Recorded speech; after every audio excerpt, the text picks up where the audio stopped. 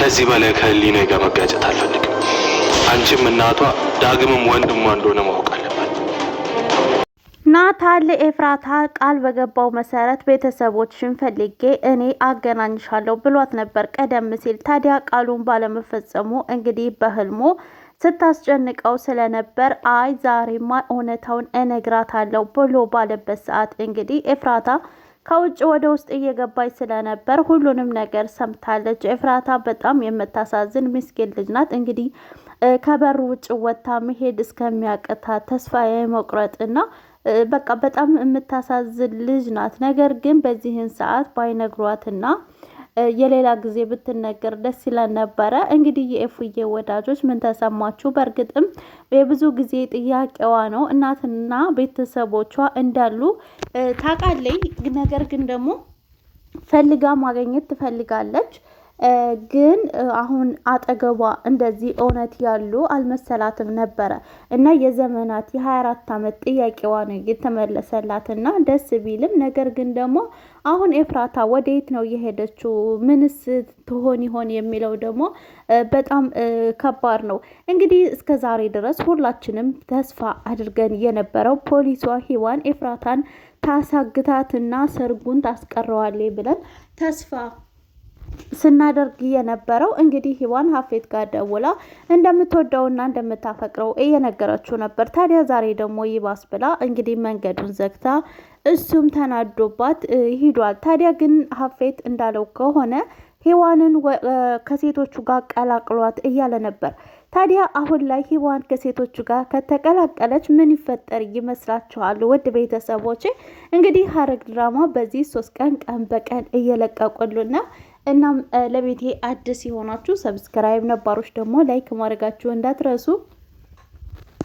እንግዲህ ገነት ከዛሬ ነገ እነግራታለሁ እያለች ከቀናት ስትፈራ የነበረው ቀን ደርሶ እንግዲህ እሷ ኤፍራታ እንደሰማይ ናታንም ሆነ ገነት የሚያውቁት ታሪክ የለም። ነገር ግን ደግሞ ገነት የልጇ ነገር ስለሆነ በጣም አስጨንቋት ናታንን ተው አትንገራት ተረጋጋ እያለችው ባለችበት እንግዲህ ኤፉዬ በመስማቷ በጣም ከባድ ነው።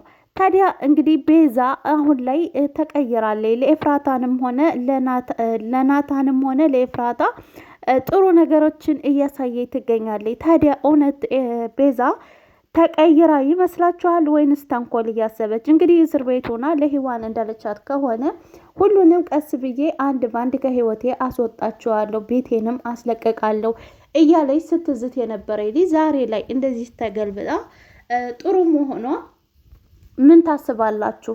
እና ወደ ቤተሰቦች ሐረግ ድራማ ክፍል 68 እንዴት አያችሁት?